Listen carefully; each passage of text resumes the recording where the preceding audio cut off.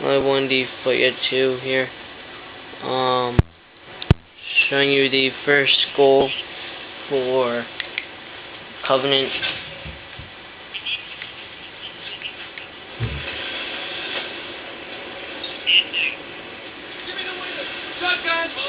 What?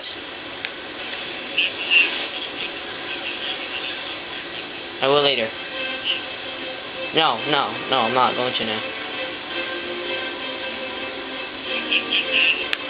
The first goal is at the second tower that you don't need to go to unless you want the skull and the terminal. And my guy better not blow me up. It already tells you not to land here, but land here if you want the skull and terminal. Terminal is in that room in the back. The skull is all the way up here.